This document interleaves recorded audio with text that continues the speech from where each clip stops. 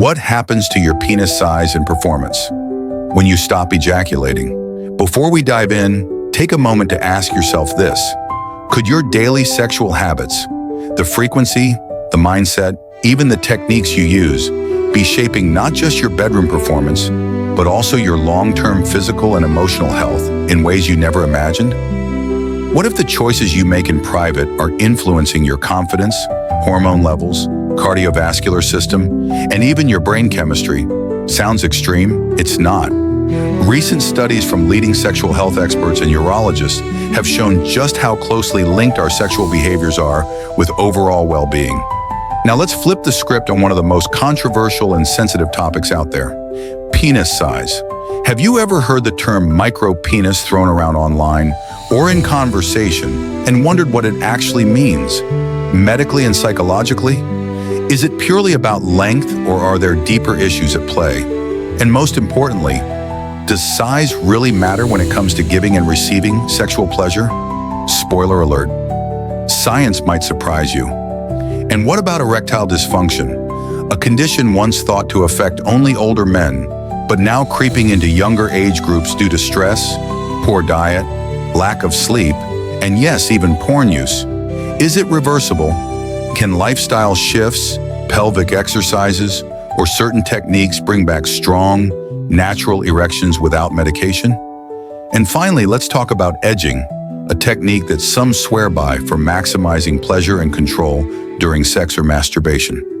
But is it actually enhancing your sexual experience, or subtly damaging your mental and physical sexual response over time? These questions aren't just academic, they impact real people every day.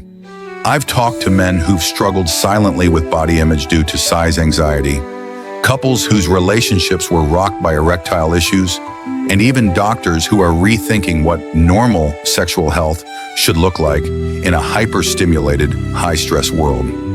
So stay with me, because in this video, we're breaking it all down with clarity and compassion. We'll explore scientific truths, debunk some damaging myths, and offer realistic, evidence-based advice that can transform how you see your body and your sexuality. Before we get into it, please take a second to like this video if you find this topic valuable. Share it with someone who might benefit from a more grounded, science-backed take on sexual health. Subscribe to join this growing community where we talk openly and respectfully about issues that matter. And of course, comment below. I want to hear your stories, your questions, your doubts. Let's build a space where real talk leads to real growth. Part 1. What exactly is a micropenis? And does size really matter for pleasure? How small is too small? Really, one of the most common and emotionally charged questions men ask, both in clinics and in comment sections, is, do I have a micropenis? It's not just a matter of curiosity. For many men, this question carries anxiety, shame, and fear of rejection.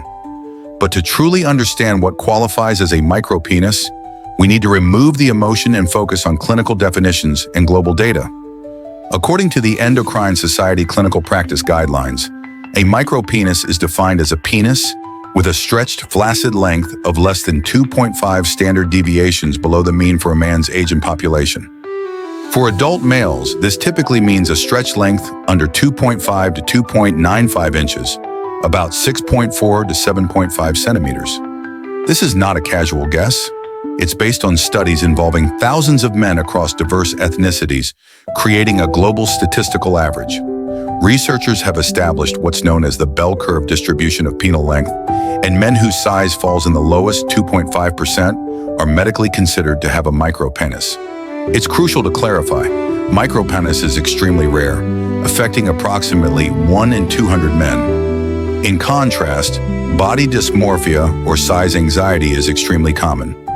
Studies show that the majority of men who worry about having a small penis actually fall within the normal erect range, which is typically 5.1 to 5.7 inches, 13 to 14.5 centimeters, when fully erect. As Dr. Kevin Chu, a clinical urologist from Toronto General Hospital, puts it, we often see men who are worried they're below average, but when we actually measure them, they're perfectly normal. The anxiety is rooted more in perception than in actual physical limitations. This mismatch between perceived inadequacy and medical reality can have huge psychological consequences, from performance anxiety to relationship issues, and even avoidance of intimacy altogether. Why stretch length is the gold standard? You might wonder, why do doctors measure stretched penis length instead of waiting for an erection? The answer is both practical and scientific. In clinical environments, getting a reliable erection isn't always easy or appropriate. So urologists use a technique called stretched penile length, SPL, where the flaccid penis is gently pulled to its full length and measured from the pubic bone to the tip. SPL has been shown in multiple studies to correlate very strongly, ER greater than 0.9, with true erect length, making it the gold standard in urology. This method also removes variability. Erections can vary due to room temperature, anxiety, medication, and even hydration status. SPL offers a standardized, reproducible way to assess size across different populations and age groups. Does penis size really influence sexual pleasure? Here's where things get fascinating and liberating. Despite what adult media and locker room talk might suggest, penis size has little to no impact on the sexual satisfaction of either partner. Let's break this down, starting with the female perspective. Contrary to popular myths, the vagina is not a vast, deep space craving maximum length. In fact, the average vaginal canal is about 3 to 4 inches, 7.5 to 10 centimeters, deep when not aroused, and extends slightly during arousal. The majority of its nerve endings are located in the outer third, the part closest to the entrance. So what actually brings pleasure? The clitoris, a complex organ with over 8,000 nerve endings, more than the entire penis, is the true center of female sexual enjoyment. Stimulation of the clitoris through oral sex, fingers, toys, or shallow penetration is often far more pleasurable than deep thrusting. A 2021 study from the Journal of Sexual Medicine surveyed over 1,500 women and found that only 6% reported that penis size was a major factor in their ability to orgasm. The vast majority cited communication, emotional connection, and clitoral stimulation as more important. From the male perspective, pleasure is more closely tied to nerve sensitivity, pelvic muscle tone, blood flow, and hormonal health, particularly testosterone levels. Factors like porn overuse, chronic stress, and even pelvic tension can dull orgasmic intensity, regardless of size. In the words of Dr. Ian Kerner, author of She Comes First, men often think they need to be bigger to be better, but the truth is, technique, emotional presence, and understanding your partner's pleasure zones matter far more than anatomy. Real-life perspectives, breaking the size myth. Let's bring in some real-world voices. I recently spoke to a man in his early 30s who had spent years feeling ashamed of his size, convinced he could never satisfy a partner. After working with a sex therapist and focusing on communication, foreplay, and pelvic floor exercises, he reported not only improved confidence, but a completely transformed sex life. On the flip side, I've also heard from men with above-average size who've had difficulty maintaining long-term relationships because of discomfort their partners experienced or lack of emotional connection.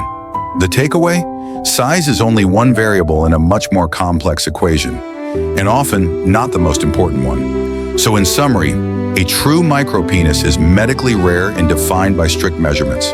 Stretch length is the most reliable way to assess size clinically. Scientific data shows that penis size does not predict sexual pleasure. Real satisfaction stems from technique, emotional connection, and understanding anatomy, especially the clitoris. Male orgasm quality is influenced more by health, blood flow, and mental focus than length. Before we move on to the next part, where we'll tackle mild erectile dysfunction and how you can reverse it naturally, don't forget to like this video, share it with someone who might benefit from hearing the truth, and subscribe to join our open, judgment-free space for sexual wellness. Drop a comment below with your thoughts or experiences. Let's keep the conversation real and respectful. Part 2, the real secrets to sexual satisfaction and how to reverse mild erectile dysfunction. Naturally personal opinion and real-life insight. In my experience working with men of all ages, from anxious teens to couples in their 60s and 70s, trying to rekindle intimacy. One truth always stands out. The men most preoccupied with penis size are often ignoring the deeper, more powerful factors that truly drive sexual satisfaction. Let me be blunt. Sex isn't a performance, it's a connection. And no matter what the magazines or memes say, the emotional, psychological, and sensual components of intimacy matter far more than the inches you're packing. Time and again, I've seen relationships transformed not by bigger erections or new positions, but by better communication and consistent emotional presence. When a man is attentive, affectionate, and emotionally safe, his partner is far more likely to relax, open up, and experience deeper arousal. In fact, a growing body of psychological research supports what many therapists already know. Sexual satisfaction is rooted in emotional closeness and trust, not physical perfection. According to a 2022 study in the Archives of Sexual Behavior, couples who practice daily forms of non-sexual affection, such as holding hands, playful teasing, or surprise compliments, reported higher overall sexual satisfaction than those who only focused on intercourse. So what does that look like in the real world? Here's a scenario. A man in his early 40s came to me distraught about what he called his mediocre size and his partner's supposed lack of excitement. After just a few sessions focused on rebuilding his confidence, prioritizing foreplay, and sending flirtatious texts throughout the day, something as simple as, "I can't stop thinking about last night," their entire dynamic changed. His partner began initiating more often, and the passion returned. Why? Because desire begins long before the clothes come off. Foreplay, by the way, isn't just a prelude. It's often the most important part of the entire experience. Arousal builds gradually, especially for women, and skipping over it is like trying to cook a meal with the oven off. Touch, eye contact, voice tone, scent. All of these sensory elements are biologically and psychologically crucial for building tension and deepening pleasure. Dr. Emily Nagoski, author of Come As You Are, writes, "The most erotic moments aren't about technique. They're about feeling desired and emotionally safe. That's where real arousal begins." How to reverse mild erectile dysfunction and maintain sexual vitality for life. Let's shift gears and talk about something many men experience, but few talk about openly: erectile dysfunction, ED, especially the kind that sneaks up in your 30s or 40s and worsens with age if left untreated. Here's the shocker: ED is not just a bedroom issue, it's a full-body health warning. According to peer-reviewed studies in the Journal of the American College of Cardiology, over 70% of erectile dysfunction cases stem from vascular issues, meaning problems with blood flow. In fact, ED often appears 2 to 3 years before a heart attack or major cardiovascular event. That's right, your penis might be giving you a red flag your heart can't afford to ignore. A 2019 meta-analysis showed that men with erectile dysfunction have a 14% higher risk of suffering a heart attack within 7 years if their vascular health isn't addressed. This means that ED can be your body's early warning system, especially if you're in your 40s or older. So if you're experiencing occasional or consistent issues getting or maintaining an erection, the first thing you should do isn't reaching for a blue pill, it's scheduling a cardiovascular checkup. What causes vascular erectile dysfunction? Let's get into the science. For a strong, sustained erection, you need uninterrupted blood flow to the corpora cavernosa, the 2 sponge-like regions inside the penis that swell with blood during arousal. But this blood flow can be impaired or blocked by common lifestyle and medical conditions, including high blood pressure. It damages blood vessel linings and reduces arterial flexibility. High cholesterol leads to plaque buildup that narrows penile arteries. Type 2 diabetes can cause nerve damage, neuropathy, and stiffened arteries. Smoking shrinks blood vessels and destroys nitric oxide availability. Poor diet and sedentary lifestyle led to inflammation and insulin resistance. All these conditions damage the endothelium, the delicate lining inside your blood vessels, including those feeding the penis. Once this lining is compromised, blood can't flow freely, and your erection quality declines, often subtly at first, then more severely. As Dr. Michael Lauer from the National Heart, Lung, and Blood Institute puts it, the penis is a barometer of overall vascular health. If blood flow is impaired there, chances are it's impaired elsewhere, including your heart and brain. Are medications like Viagra a long-term fix? Medications like sildenafil, a Viagra, and tadalafil Cialis have helped millions of men, no question. They temporarily improve blood flow by relaxing the smooth muscle inside arteries, making it easier for blood to fill the penis. But let's be clear, these are symptom treatments, not root cause solutions. They don't fix the underlying vascular damage. You might get a better erection tonight, but the progression of artery disease continues unless lifestyle changes are made. Over time, many men find they need higher doses or even lose responsiveness to these medications altogether. That's because the disease process, plaque buildup, arterial hardening, hormonal imbalance, hasn't been stopped. That's why I always recommend that men look at erectile dysfunction as a wake-up call, not a life sentence. Practical steps to reverse mild ED and stay sexually vital into old age. If you want to restore and even enhance your natural erections without relying solely on pills, here's what science and real-world practice recommend. 1. Improve cardiovascular health. Adopt a Mediterranean-style diet rich in healthy fats, lean proteins, vegetables, and whole grains. 2. Exercise regularly. Just 30 minutes of moderate cardio 5 times a week significantly boosts nitric oxide production and improves blood flow. 3. Strengthen your pelvic floor. Kegel exercises aren't just for women. Strengthening your pubococcygeus muscle helps with erection quality and ejaculation control. 4. Limit alcohol and quit smoking. Both interfere with nitric oxide signaling, essential for erections. 5. Manage stress. Chronic cortisol levels suppress testosterone and impair vascular function. 6.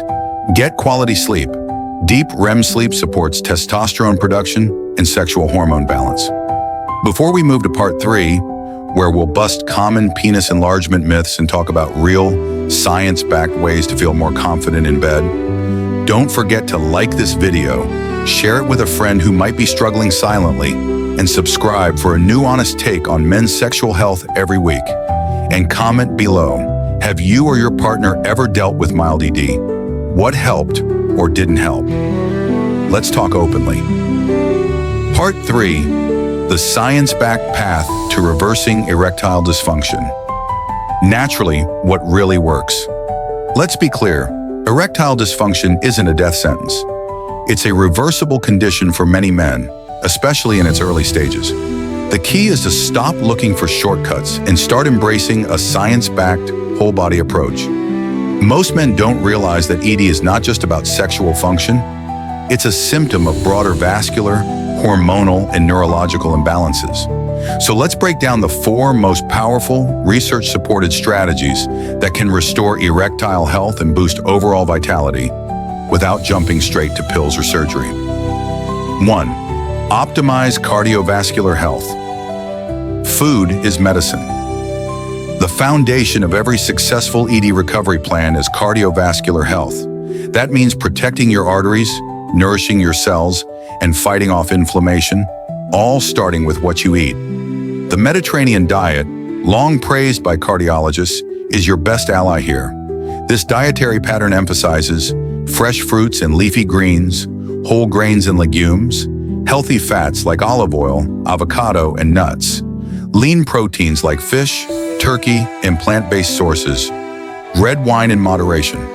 These foods improve endothelial function, the ability of your blood vessels to dilate and contract smoothly.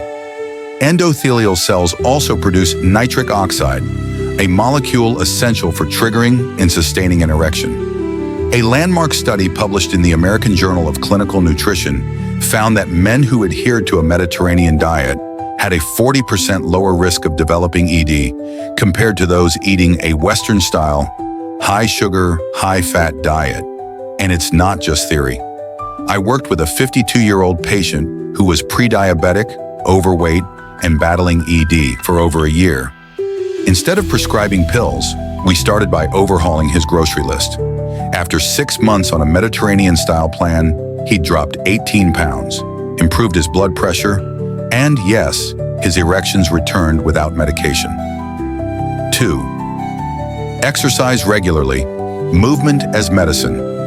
You've probably heard it 1,000 times, but here's the twist. Moderate aerobic exercise has been shown in clinical studies to be as effective as ED medication for many men. Let that sink in. Exercise equals natural Viagra. Aim for at least 150 minutes per week. That's just 30 minutes a day, 5 days a week, of activities like brisk walking, cycling, swimming, or jogging. The goal is to get your heart rate up, improve circulation, and enhance your body's natural ability to produce nitric oxide. The British Journal of Sports Medicine published a meta-analysis showing that moderate-intensity aerobic exercise improved erectile function scores in men with ED, with results comparable to those seen with PDE5 inhibitors.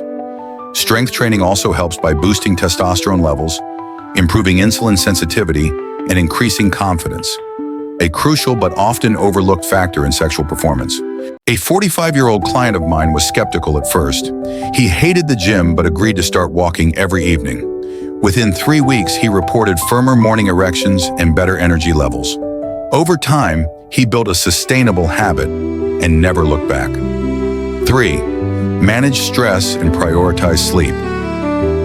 Your brain is involved, too. Your brain is your largest sex organ, and when it's under constant stress, your sexual performance suffers. Chronic stress raises cortisol, the stress hormone that directly interferes with testosterone production, damages blood vessels, and triggers inflammation throughout the body. Over time, high cortisol levels desensitize your dopamine receptors, dulling sexual desire and pleasure.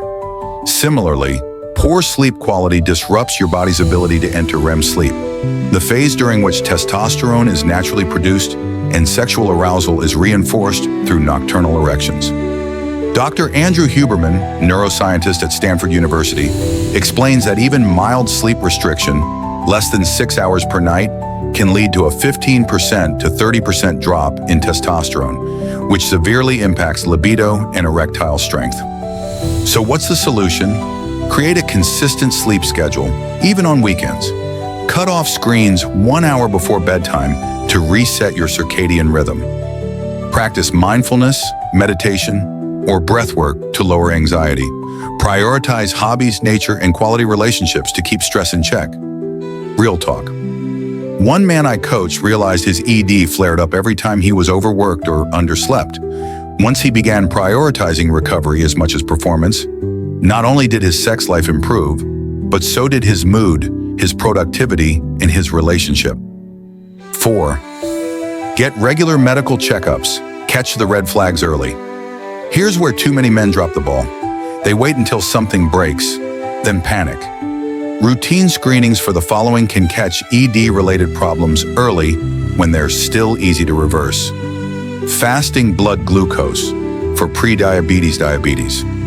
Lipid profile, cholesterol levels. Blood pressure, testosterone, total and free T. Thyroid function, prolactin and LH levels to assess hormonal feedback loops. An annual checkup with a urologist or men's health specialist can make all the difference between mild dysfunction and full-blown chronic ED that's much harder to treat. Cutting-edge regenerative therapy. Shockwave treatment. Now let's talk about something more advanced. For those who've tried lifestyle changes but still struggle. Low-intensity extracorporeal shockwave therapy, LIESWT. This non-invasive, drug-free treatment involves applying sound waves to the penile tissue, stimulating the growth of new blood vessels, a process called neovascularization. It also promotes the release of vascular endothelial growth factor, VEF, and helps recruit stem cells to repair damaged tissues. According to a 2020 review in the Journal of Sexual Medicine, men with mild to moderate vascular ED experienced a significant increase in erection hardness and function after a series of 6 to 12 shockwave sessions. However, this therapy doesn't work for every cause of ED. It's most effective in men with vascular-related ED, mild to moderate symptoms, no severe nerve damage or medication-induced ED. It's not ideal for those with severe diabetes-related nerve damage, prostate surgery recovery, or major hormonal imbalance. But it's an excellent tool for many others, especially in combination with lifestyle changes. Personal advice: the sooner, the better. Here's what I always tell clients. If you're noticing even mild signs like delayed firmness, loss of morning erections, or reduced sensitivity, don't wait. The earlier you address the issue, the easier it is to reverse. Delaying treatment allows more vascular and nerve damage to accumulate, making recovery slower and less complete. Think of ED as a warning light on your dashboard, not something to be ashamed of, but something to act on. Part 4. What really happens when you practice edging? Intense pleasure or hidden risk? In recent years, the term edging has exploded across forums, YouTube channels, and even mainstream sex education discussions. It's hailed by some as a biohack for better orgasms, while others caution it might be a double-edged sword when overdone. But what does science really say? And what should you watch out for? Let's break down the real mechanics behind edging, its promise of mind-blowing pleasure, the neurological science behind delayed orgasm, the potential downsides, and how to practice it safely and wisely, whether you're flying solo or with a partner. Defining edging. What is it really? At its core, edging, also known as orgasm control or climax denial, is a form of sexual stamina training. It involves stimulating yourself to the brink of orgasm, but intentionally stopping before ejaculation. This buildup can be repeated multiple times in a session, prolonging arousal and heightening anticipation before finally climaxing. For some, edging is a solo practice used to build sexual discipline, delay ejaculation, or enhance masturbation. For others, especially in couples, it's an erotic power play that adds psychological intensity to foreplay or intercourse. Edging isn't a new trend. Ancient Taoist texts and tantric traditions speak of semen retention and sexual transmutation, where the focus was on drawing out sexual energy without ejaculation. Today, men are revisiting this ancient idea with a modern twist, hoping for better orgasms, better control, and even spiritual benefits. Does it really lead to stronger orgasms? Let's talk about the promise. Here's where it gets exciting. Many men report that after several rounds of edging, when orgasm finally happens, it feels more powerful, longer lasting, and emotionally intense. Some say it's like the difference between a firecracker and a stick of dynamite. Why? Because the longer you maintain a high level of arousal without going over the edge, the more your body builds up sexual tension and neurochemical anticipation. This results in greater muscle contractions during climax, more volume of ejaculation, intense waves of dopamine and oxytocin release, a feeling of mental euphoria and emotional satisfaction. Dr. Justin Lemiller, a research fellow at the Kinsey Institute, explains, edging can enhance sexual pleasure by increasing anticipation and triggering deeper reward activation in the brain's pleasure centers.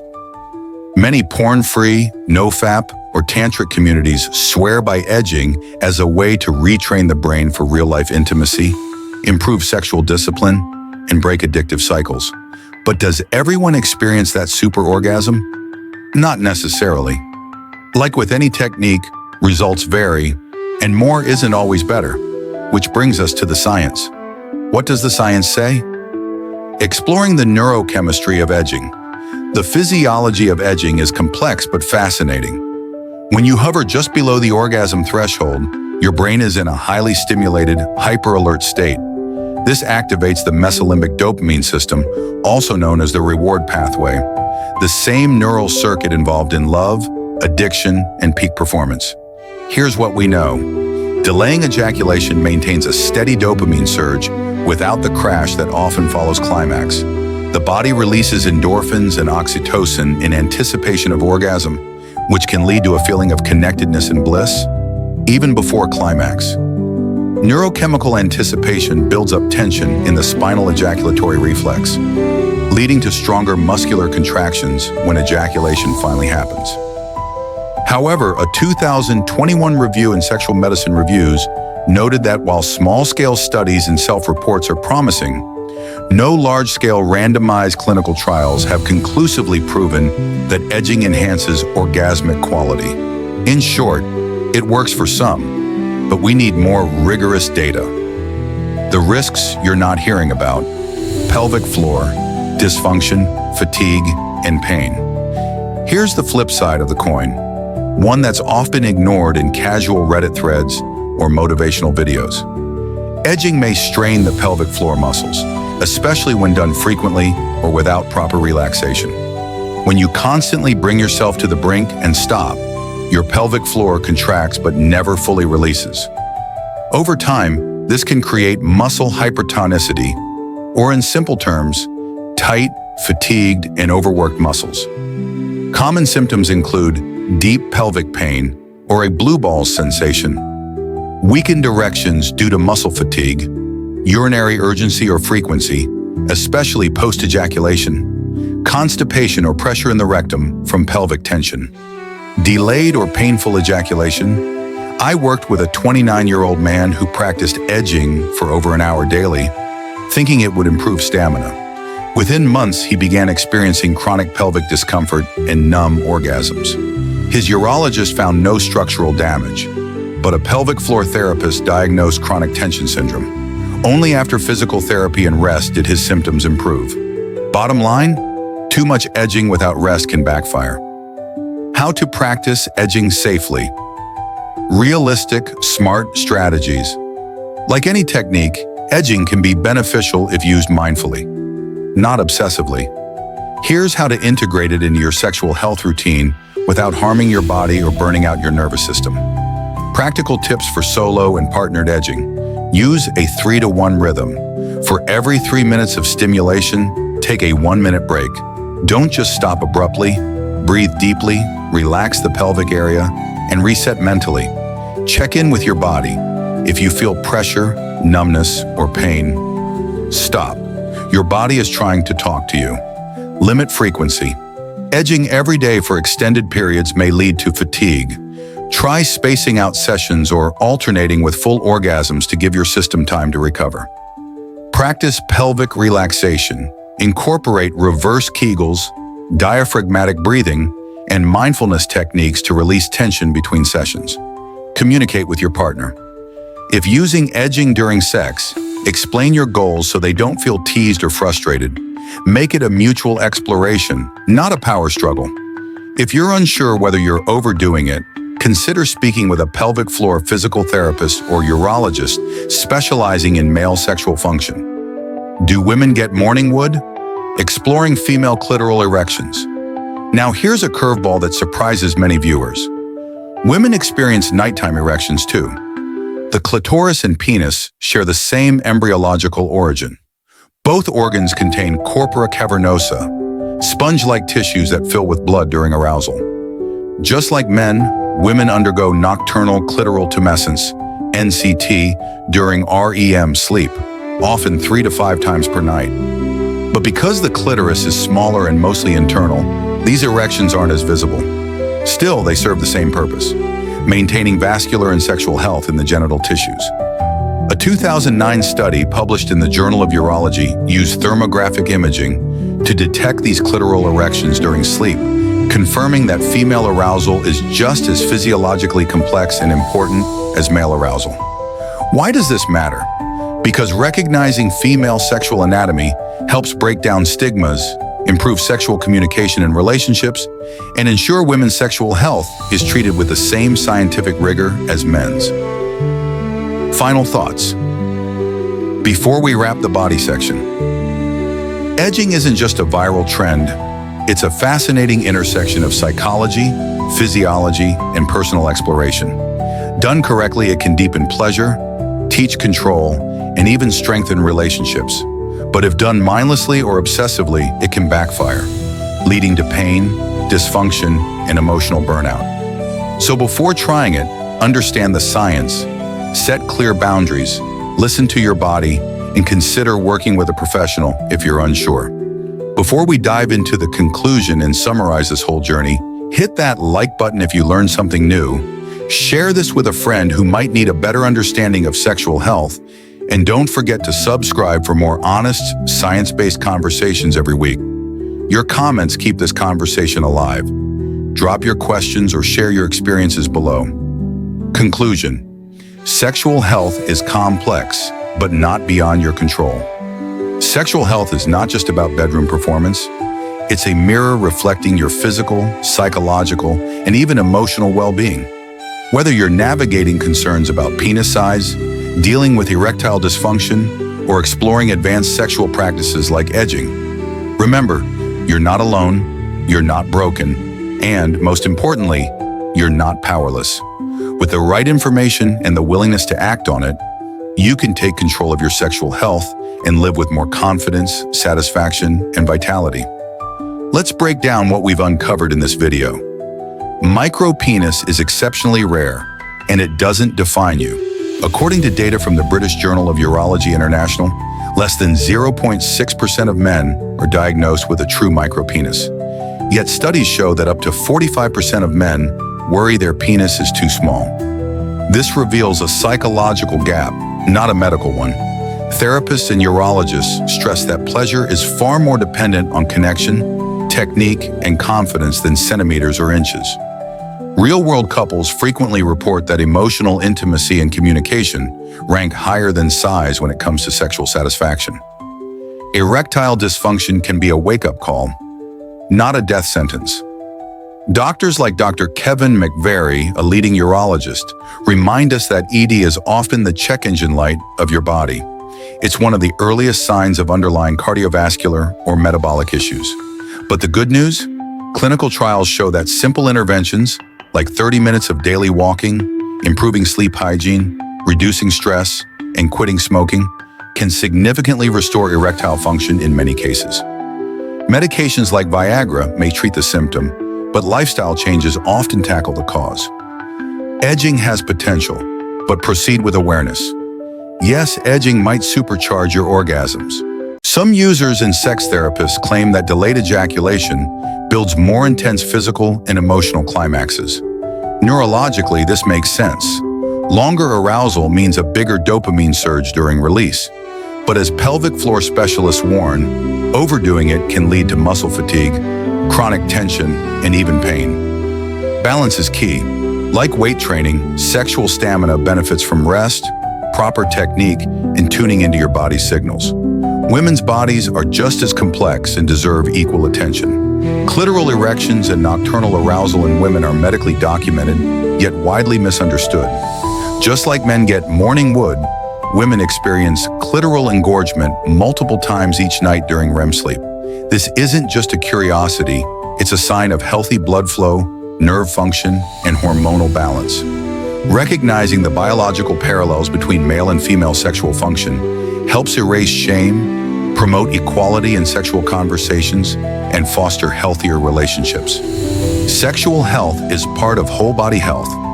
What we really want you to walk away with is this: your sexual health is not isolated. It is deeply connected to your heart, your hormones, your brain, your relationships, and even your daily habits. So don't ignore the signs. Don't fall into the trap of shame or silence. Instead, take action. Get educated. Ask questions. Talk to professionals. Prioritize your health the way you would your finances, your career, or your fitness. As Dr. Lori Mintz, author of Becoming Clitorate, wisely says, sexual wellness is not a luxury, it's a right and a vital part of overall well-being. If you found this deep dive valuable, do us a favor. Like, share, and subscribe to support the channel. Got a question or a personal experience to share? Drop it in the comments. We read everyone and love hearing your stories.